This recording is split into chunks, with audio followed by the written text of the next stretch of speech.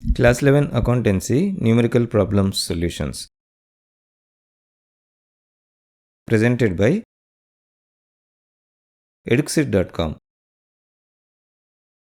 In this video, we are going to provide recording of transactions to other subsidiary books solutions. Problem 15 solution. The problem statement is as follows. Prepare a purchases return journal book from the following transactions for April 2000 plus. The year is 2000 plus and the month is April. On 5th April, return goods to Messrs. Karthik Traders 1200 rupees. On 10th April, goods returned to Sahil Pvt Limited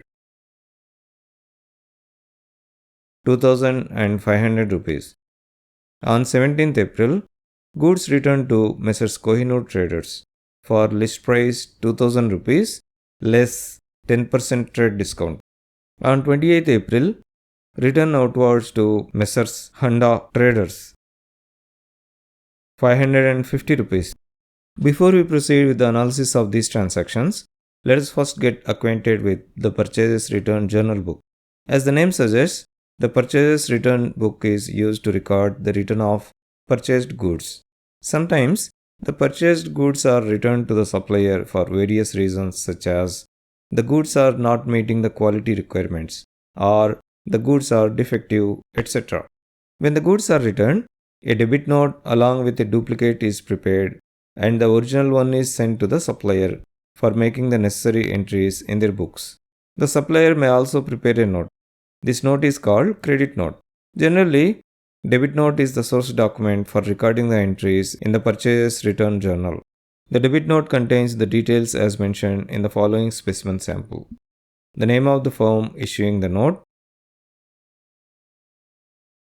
serial number, address of the firm,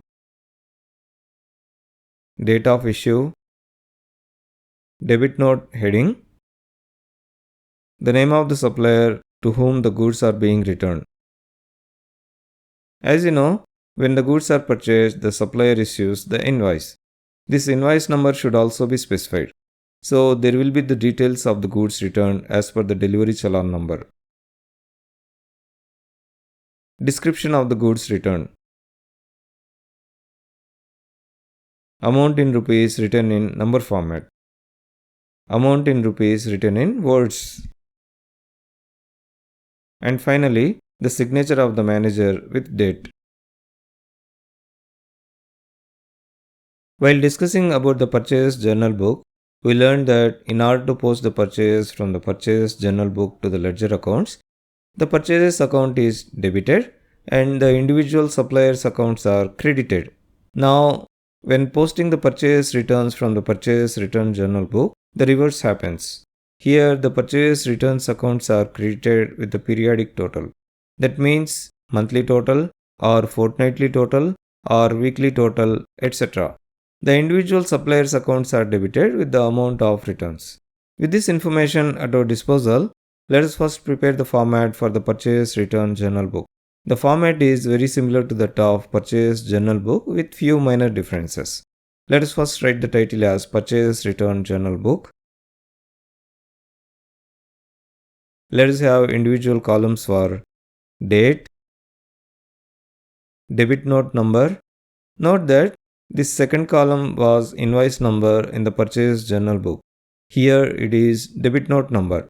The next column is name of the supplier. This is the account which should be debited. Again, note the difference here. In the purchase journal book, it was the account which should be credited. And here it is the account which should be debited.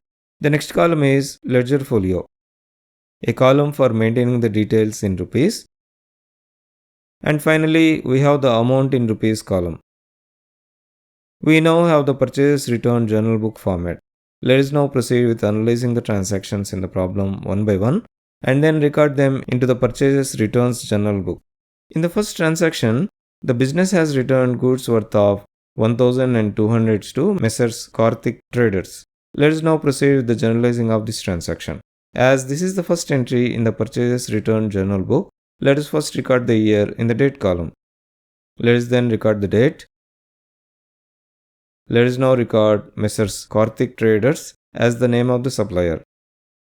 Let us then record the amount as 1200 rupees in the amount column. With that, we have completed the recording of this transaction. Let us now take up the next transaction. In this transaction, the business has returned goods worth of 2500 rupees to Sahil Pvt Limited. Let us now proceed with the generalizing of this transaction. Let us first record the date. Let us then record the name of the supplier as Sahil Pvt Limited. Let us then record the amount as 2500 rupees in the amount column. With that, we have completed the recording of this transaction. Let us now take up the next transaction. In this transaction, the business has returned goods to Messrs. Handa Traders.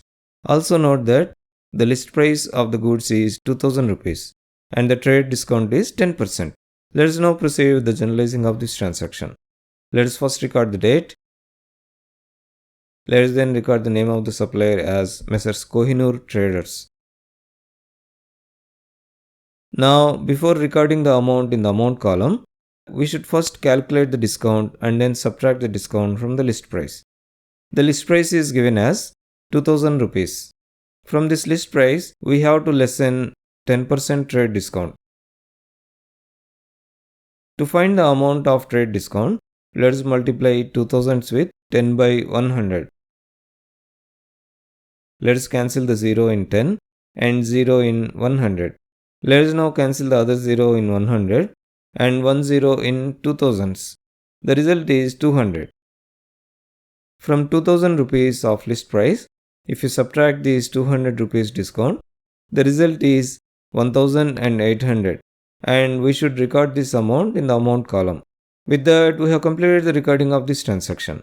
Let us now take up the next transaction. In this transaction, the business has returned goods to Messrs. Handa Traders. Note here that the word return outward.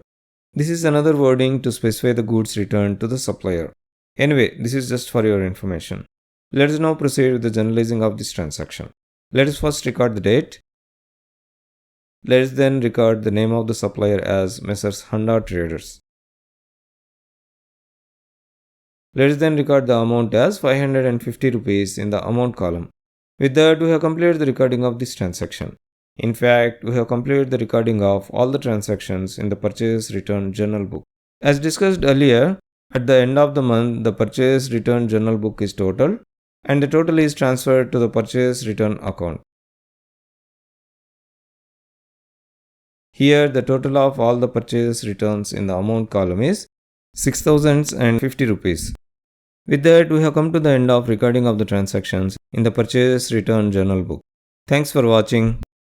Eduxir.com is started to promote effective and efficient learning process to help the students with their learning requirements. To watch all our videos, please subscribe to our channel. Also, please click on the bell icon to receive a notification as soon as a new video is published. Please click on the like button if you like this video. Thanks for watching.